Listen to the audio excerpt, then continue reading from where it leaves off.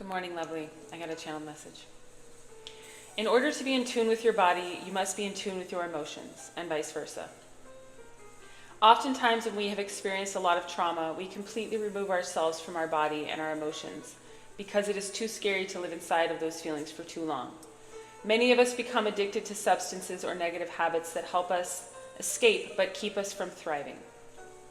It is time for us to rewrite our story. It is time for us to rewrite our lives and create something new and beautiful through healing ourselves.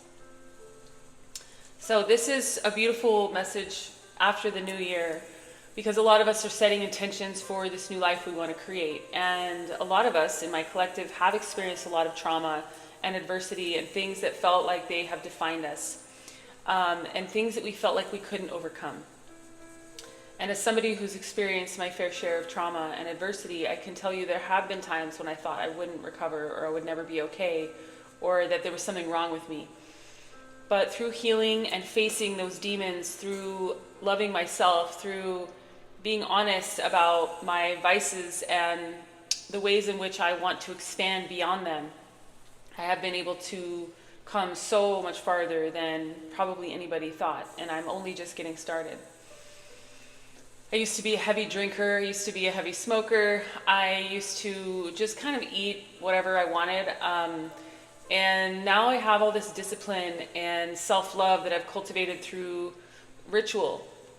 Every day holding myself accountable to caring for myself, and that mostly comes back to the fact that I love myself, and it's taken me a long time to get here, to work my way here and understand that I'm worthy and valuable of being loved, of being cared for, and that if nobody around me is going to be the one to do that, that I have to be the one. And when I say when nobody around me, I mean starting from as a small child. You know, some of you guys might have been raised by people that were neglecting you or just didn't really care about your well-being, or were too damaged themselves to even take care of themselves, let alone you. All right, I'm talking about parental figures right now. So if you were raised not knowing how to care for yourself, it's easy to understand that you would go out into the world and pick up whatever substances, pick up whatever bad habits, and just assume that it was the way that it's done, especially if your parent was a smoker or a drinker or a substance abuser. So yeah, just know that this is a period of time when we are supposed to come back to ourselves and ask ourselves what we really need in order to thrive in this next season of our lives. And it's going to take discipline that a lot of us might not realize that we have. And most of the discipline that I've cultivated, I had no idea was there. It took a lot of digging for me to uncover this desire, this strong desire to live, to care for myself. And I do believe I look better at 40 than I did at any other age in my life. And that's because this is the first time in my life I've ever cared for myself this way. This is the first time in my life I've ever had a self-care routine and held myself accountable to it pretty much every day for the last several years. So much so that I document what I do every single day, and I have for years, since the pandemic started, in order to keep myself regimented. At the time I was self-employed, I still am, but during the pandemic when we were all going stir crazy and housebound, it kind of felt like, what are we going to do with ourselves? A lot of us were so used to going out and distracting ourselves, including me, and so it took a lot of redirection back to self during those early years of the pandemic for me to create some of these really positive habits. And for that reason, I consider the pandemic to be one of the best things that ever happened in my life, personally. It is the reason why I came back to myself. It is the reason why I meditate every day and do yoga every day and draw and paint and read and do things that fuel me and inspire me and help me stay sane and grounded. It's the reason why I have so many tools to pull from when I am struggling, and it's the reason why I share so many of those tools with you, because I know what it's like firsthand to need them in a very urgent way.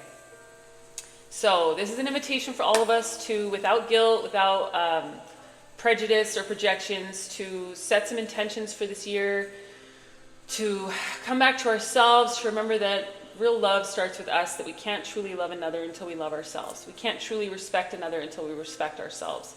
And respect and love starts with what we put in our body, how we treat ourselves, how we speak to ourselves, how we let other people treat us, how we let other people speak to us, the kind of people, the quality of people and things and circumstances that we invite into our lives. So I urge you all to love yourself a little bit more today, and just honor yourself. give gratitude for how far you've come and how far you are going to make it, because it all starts with your belief in yourself. So with all that in mind, I love you. Happy fucking New Year. You're amazing. You're beautiful. If you feel called to contribute to my GoFundMe, I'm raising awareness and funds for the work that I do. This is my full-time job. I was actually guided by Spirit to take all of my services off my website over Christmas break, and it was really scary, but also inspiring and exciting, and it just is really a telltale sign that I'm headed somewhere totally new and unknown, and that I have no idea what is around the corner. All I know is that I am ready to be taken care of in this work that I do so dedicatedly for the collective, and that if you feel called and guided to contribute toward that work, it would make all the difference in the world for me. But you can also contribute through Patreon by becoming a monthly donor. Please go through my website, sacredmuseproject.com. I love you. Keep going. You're fucking amazing. Happy New Year. I'll see you soon.